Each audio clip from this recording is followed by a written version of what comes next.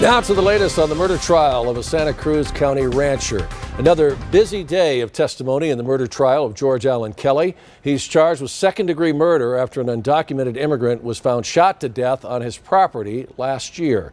Our chief investigative reporter, Corius Nylander, has been following this case from the very beginning.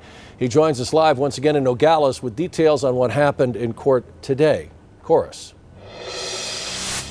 Hello, Sean. We first heard today from 3 witnesses that were recalled to the stand to clear some things up. They were followed by 2 new key witnesses, which were Liz Huerta, the supervisor of the Santa Cruz County 911 Dispatch Center, and then Detective Mario Barba, who was only a detective for a couple weeks when this case began, but was involved in several key aspects of this investigation, including interviewing Kelly and his wife Wanda, reaching the victim Gabriel Quinn Butamea's family via the Mexican consulate, as well as gathering forensic swabs from the victim's clothing to send to forensic experts for testing.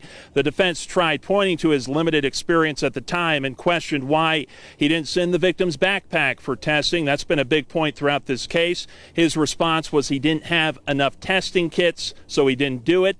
A key piece of evidence introduced today were several text messages retrieved from George Kelly's phone to friends, messages that were to friends and family. This, as you may remember, was part of a state court of appeals ruling that delayed the start of this trial. In several texts revealed to this jury today, Kelly made comments about seeing many undocumented migrants going through his property at different times and made multiple comments about his AK-47 being ready to go.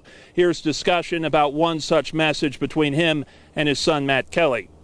And then did Mr. Kelly respond with, "Careful is not an option. It is either fight or run, and I'm too old to run. Mom is L&L also." That's correct. And again, L&L in this context Is locked and loaded. Locked and loaded. Liz Huerta testified about the 911 calls related to this case and explained the 911 call process generally and how calls are disseminated to deputies. The defense had her read through the call logs from the day of the incident related to this case and pointed to comment sections where it was being reported by Deputy Omar Rodriguez, who you may remember testified earlier in this trial, and he was the one who secured the crime scene after the body was discovered. He had made the comments that Kelly had shot at somebody and also reported that he thought Kelly was being very suspicious. They're trying to convince the jury that the defense are trying to convince the jury that investigators focused only on Kelly's guilt very linearly and were given wrong information initially from what Border Patrol had reported to the county sheriff's office, which was that Kelly believes something may have been struck, not that he had in fact struck something himself. That's an important point that the defense is trying to get across to create some reasonable doubt here.